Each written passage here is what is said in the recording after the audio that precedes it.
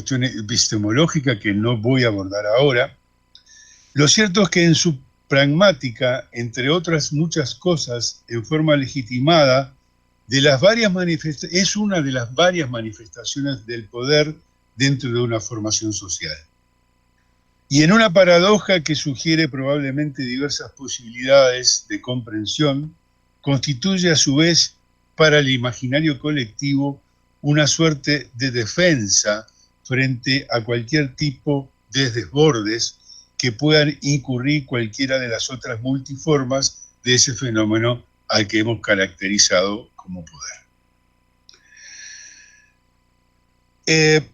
La implosión que hemos llamado, que se suele llamar posmoderna, repercutió en el vasto escenario cultural en el que el derecho en el mundo occidental, tanto eurocéntrico como en los escenarios periféricos, como el del horizonte cultural latinoamericano, ocupa en términos generales un lugar de privilegio. El profesor Raffaele De Giorgi ha dicho hace bastante poco tiempo que en realidad la situación reciente no es posmoderna, sino que se está empezando a manifestar las primeras expresiones de una modernidad.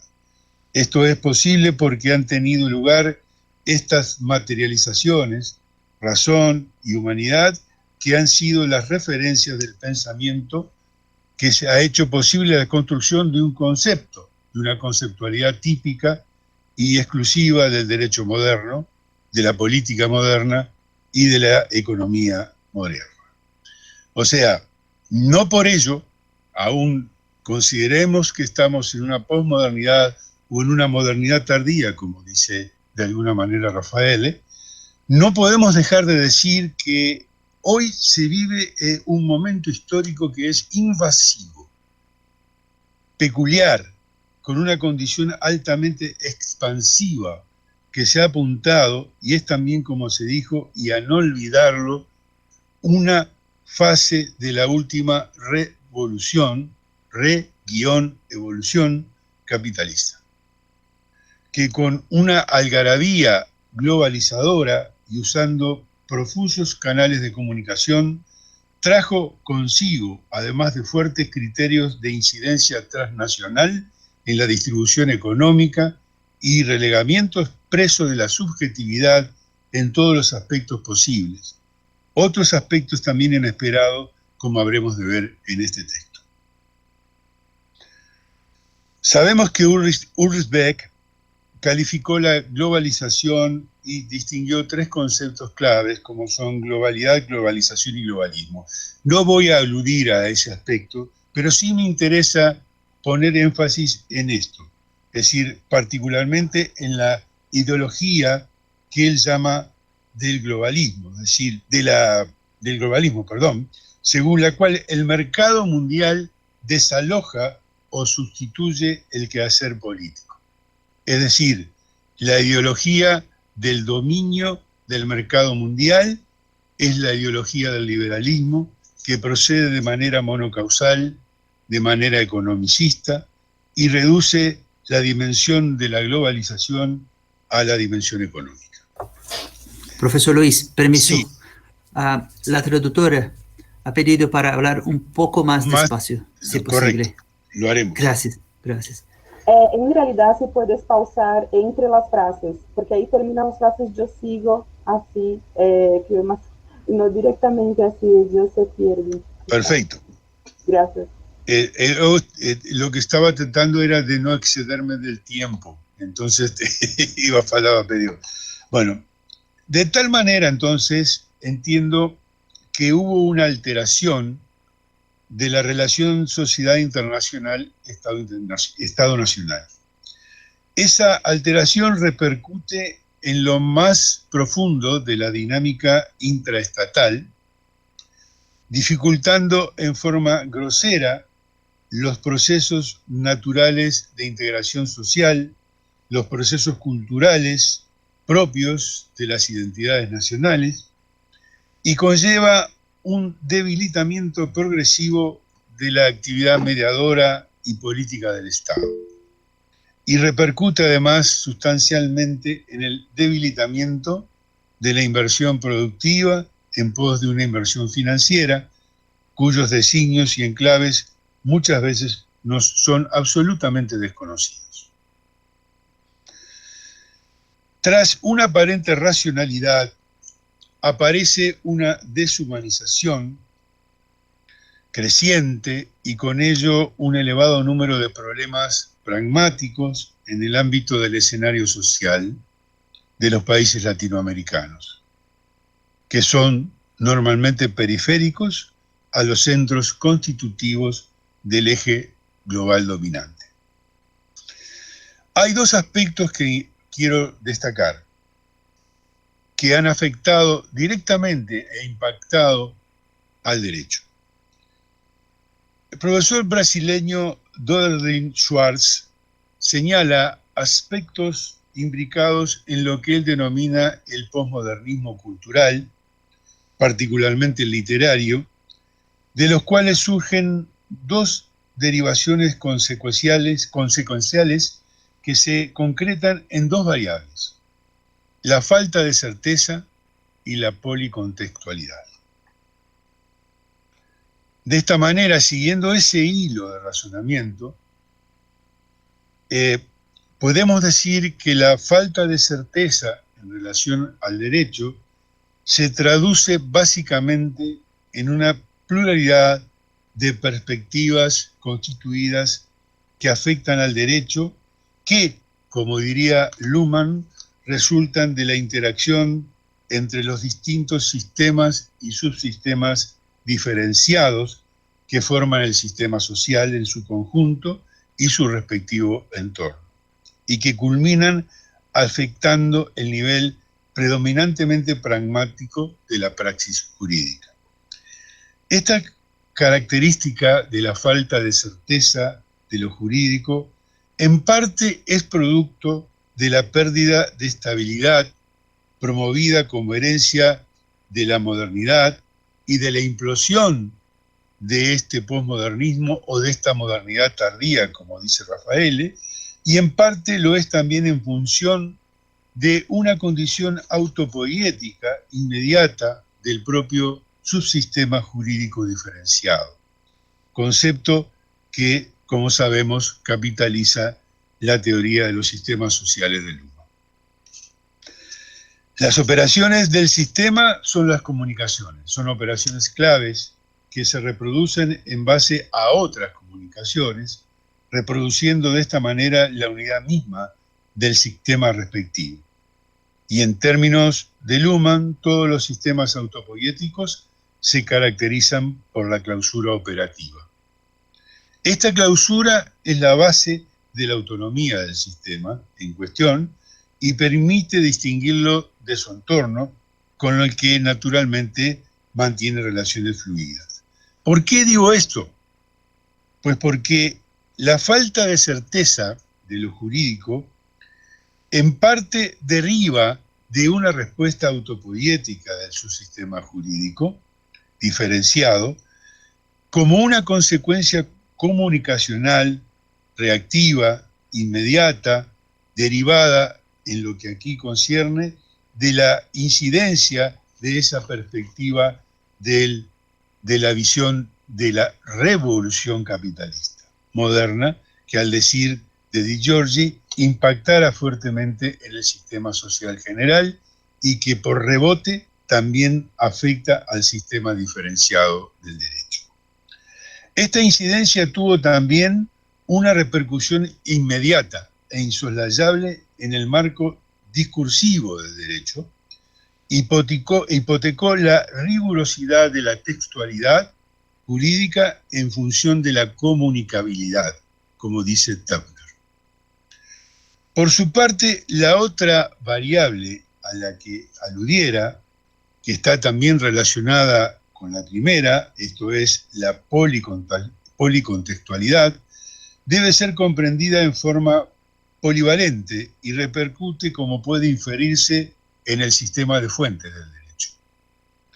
De esta manera, si se acude a otra perspectiva sociológica, como por ejemplo la de Bauman, Por ejemplo, el derecho parece ser en la época presente menos técnico, menos autónomo, menos garantista, menos seguro y además vehículo de intereses contingentes que fluyen en forma constante e imprevisible. Economía, política y todo el aparato del contexto comunicacional incidieron siempre, pero inciden ahora mucho más de manera constante y en forma muy severa en el derrotero de esta evolución. Puede arriesgarse además una hipótesis más compleja y comprometida, puesto que desde el principio de este año el mundo, nuestro mundo a escala planetaria, se vio impactado por la incertidumbre, el miedo, como consecuencia de la irrupción del fenómeno pandémico, una mutación viral cuyo origen real, dejando de lado cualquier hipótesis conspirativa, se sabrá seguramente de aquí en mucho tiempo. Casi de un día para otro apareció la enfermedad, la muerte, la inseguridad, el distanciamiento social, el cambio radical en los hábitos de higiene, la afectación de la movilidad ciudadana, la interrupción en el sistema educativo, las modificaciones sustanciales en las condiciones de la actividad empresarial y el trabajo dependiente. Hubo una sacudida frontal en la linealidad del modo productivo y en la circulación jurídica negocial, y también, como resultado de la pandemia, apareció algo más, una cruda visibilización de la vulnerabilidad social, de la vulnerabilidad sanitaria, de la vulnerabilidad económica de muchas personas en muchos países, así como en ocasiones también aparecieron aspectos que no están exentos de laxitud moral y de violencia de diversa naturaleza. Esto llevó, según las distintas perspectivas, a que hubieran reacciones de los sistemas sociales o de las distintas formaciones sociales, que también su eficacia estuvo en directa relación con el modelo y la rapidez del tipo de respuesta, que frente al impacto pandémico se adoptaran por distintos estados. Por supuesto que todo esto ocurrió al margen de protagonismos muchas veces sorprendentes asumidos por algunos líderes políticos.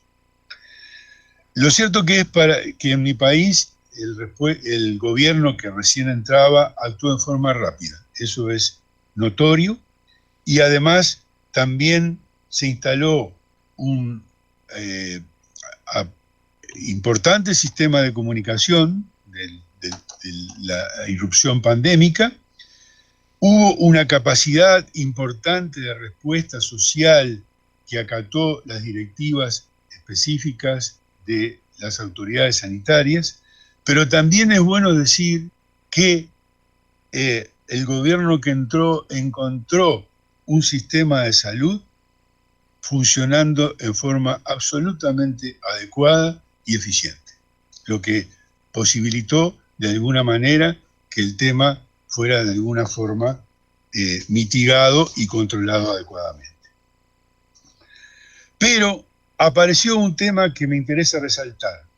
Esta conmoción trajo una resemantización, porque apareció un concepto contradictorio, versátil y acomodado de lo que se llama nueva normalidad, destinado a instalar una semántica que insistentemente fue machacada por los medios de comunicación, fue dirigida al imaginario social para dar cuenta de algo que era nuevo y normal, cuando en realidad de lo que se trata es que el acontecimiento pandémico es la consecuencia de cruentos y dañosos cambios que provocó y seguirá provocando una disrupción de características épicas, naturalmente absolutamente anormal, para lo que el mundo en pleno evidenció no estar preparado.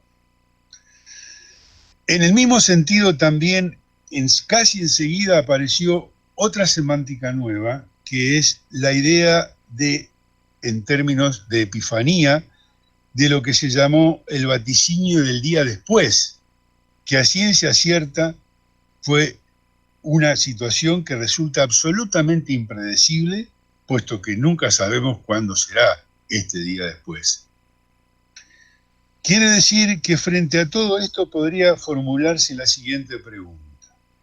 El derecho, que ya venía con cambios profusos y profundos, sustanciales, por la implosión de la reevolución capitalista, si ya tenía modificaciones, ¿cuánto lo será ahora en este escenario crítico y de total desacomodamiento social?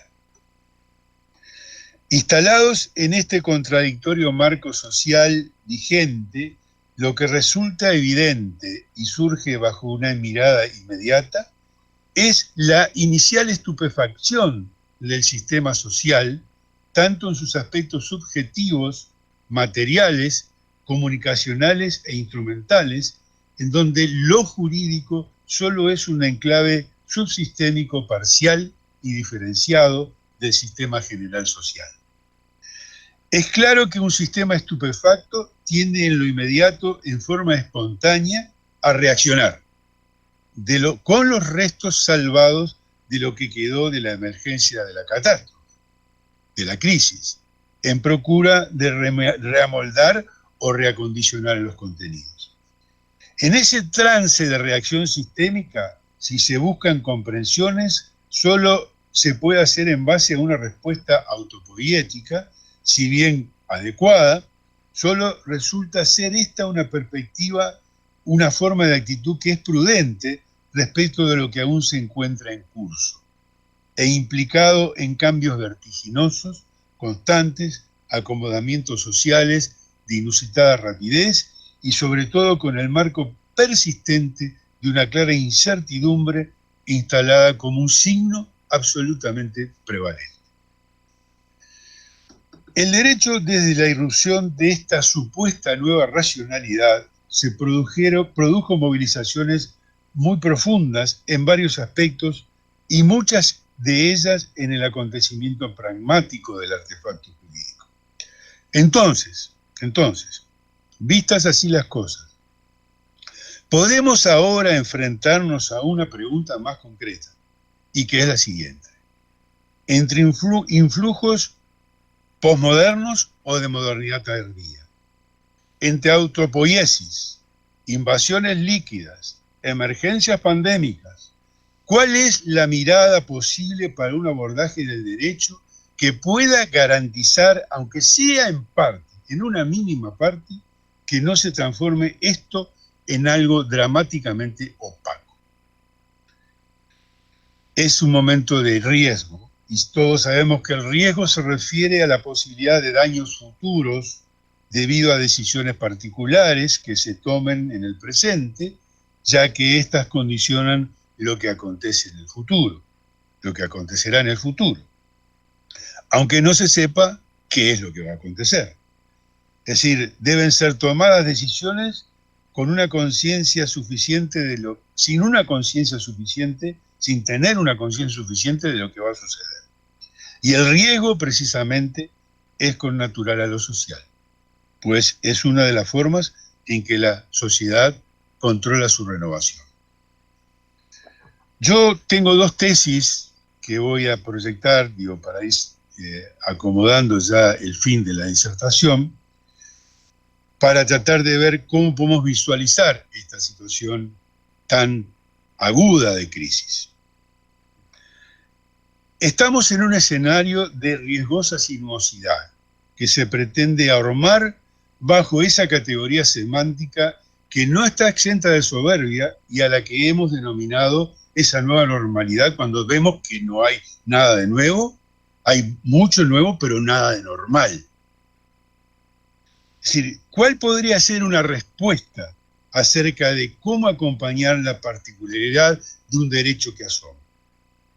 Constituye una tesis de esta exposición postular, dentro del marco autopoético del sistema, la utilización del recurso hermenéutico como un instrumento válido y solvente para realizar abordajes de lo jurídico relativamente seguros y redituables.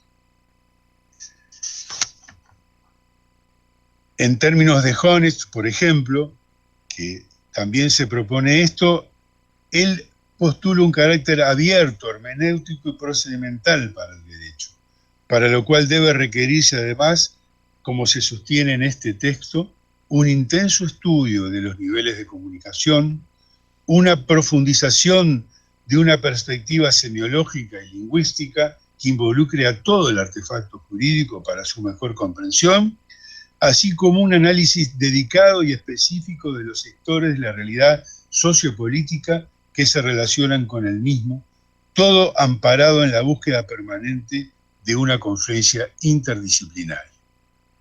Por otro lado, la aceptación de la complejidad social a la manera de Luhmann propone, esto es, una perspectiva sistémica a la que parcialmente se alude, líneas antes, completarían un set de herramientas sin duda proficuos para aplicar a la situación planteada. En las sociedades democráticas actuales, el desconocimiento del derecho, como ha señalado Cárcova también, afecta a la sociedad en su conjunto, y es muy poco se ha hecho para socializar a los ciudadanos en el conocimiento del derecho. El reclamo hermenéutico no es entonces antojadizo. Su despliegue remite por inherencia al acercamiento cognitivo, al contexto de interpretación, en la praxis de lo jurídico, y de suyo a la interpretación lograda. Esta interpretación que se logre se expandirá hacia la búsqueda de significaciones, esto es, hacia la búsqueda de sentidos, logrando una resemantización que luego en su proyección pragmática va al encuentro de instancias performativas en el campo que se analiza. De esta manera se restituye la relación entre el conocimiento filosófico y el científico y supera así la frontera infranqueable, tal como lo dijo también Carlos Cárcova. Es así que los desarrollos de la teoría lingüística en relación con las prácticas de producción de sentido y por la otra las tesis que aportan las teorías sistémicas con su conjunto de insumos provenientes de la neurociencia, de la biología, de la cibernética, de la autopoiesis, se convierten en un arsenal en el que el derecho actual no puede despreciar. La cuestión de la verdad parece haber perdido la centralidad que tenía antaño y se halla sometida a una deriva apasionante.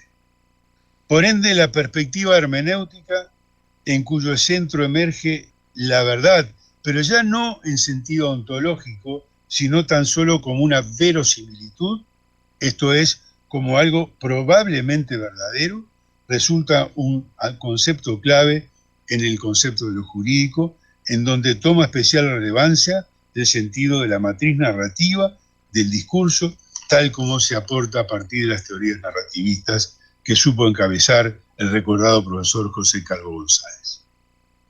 El otro aspecto que me interesa señalar ya para terminar. Al haber categorizado a las sociedades latinoamericanas como sociedades complejas, es posible seguir siguiendo esta perspectiva luhmanniana y en términos muy básicos, que en general estas se caracterizan por estas cuestiones.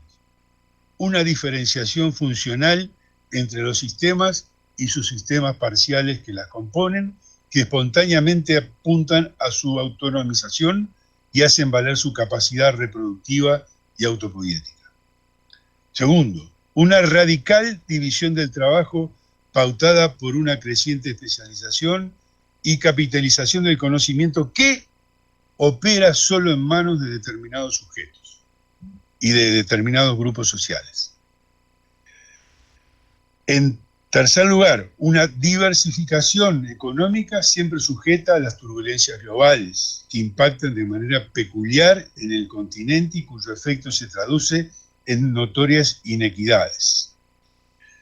El surgimiento de nuevas formas de institucionalización jurídica política. Un acentuado y creciente proceso comunicacional que no tiene fuente originaria en Latinoamérica y que acompaña en forma espontánea y casi como una adherencia a este síndrome globalizador. Y ahora, para colmo de males, el acontecimiento pandémico de que ya hemos dado cuenta. Uruguay se estima como una cuestión que puede instalarse dentro de esta apreciación con algunas especificidades propias, por supuesto. En efecto, solo centrándonos en una percepción del marco evolutivo de los derechos humanos y asignándoles a este contexto un valor funcional y sistémico de ser pensados como una de las variadas formas de llevar adelante los proyectos de institucionalización jurídico-política, agotada lo que fue en otro momento los procesos dictatoriales de la dictadura cívico-militar, por la paciente lucha política ciudadana y por el peso de su total inconsistencia histórica, es posible afirmar que durante mucho tiempo y en muchos aspectos el desarrollo pragmático de los programas para esta vertiente institucional jurídico-política compuesta por el parquet de los derechos humanos no fue o no pudo ser realizada en forma fluida. Costó mucho y sigue costando mucho. En este contexto, entonces, la última tesis que propongo es que hay que buscar una urgente necesidad de fortalecer la democracia.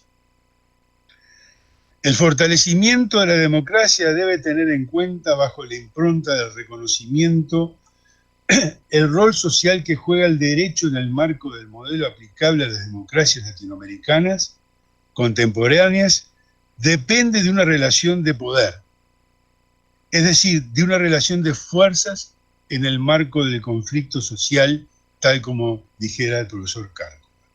Pues el escenario en que se desenvuelve la democracia es el del conflicto adversarial entre agonistas, ya sean sujetos o grupos humanos. En ese sentido, puede sostenerse entonces que en este modelo democrático se considera legítimo el conflicto, ya que precisamente este posibilita en su dinámica que se organicen individuos y grupos y se especifiquen concretamente los controles que corresponden a los controles que corresponden a la ciudadanía, como explícitamente lo establece CERNA, y particularmente a aquellos grupos que se encuentran en situación de vulnerabilidad y eventual discriminación. El modelo democrático también debe ser fortalecido a partir de una realización plena de un régimen de derechos humanos, como ya proponía Hinkelhammer hace varios años atrás. En este contexto, además de materializar y hacer viable el aspecto nítidamente democrático de la dimensión jurídica política del gobierno, en forma concomitante se debe potenciar en clave de derechos humanos las dimensiones sociales, las dimensiones económicas, las dimensiones distributivas, así como todas las identidades sexuales y culturales.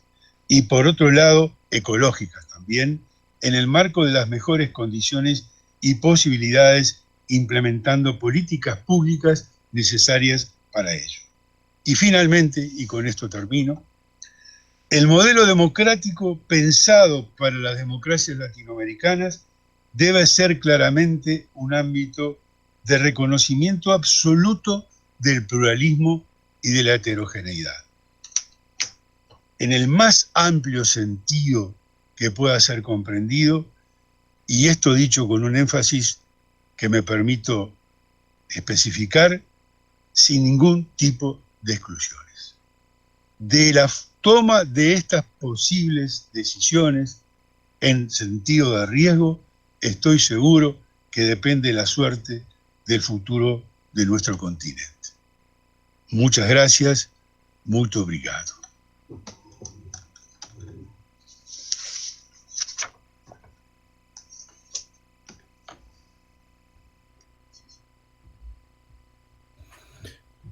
Bem, agradeço imensamente ao professor Luiz pela sua brilhante exposição. trabalhando essa questão da relação entre internacional e doméstico, as complexidades e multidimensionalidade desse problema, e principalmente, né, pela chamada de atenção à necessidade de se reforçar a democracia e a importância do papel nesse direito.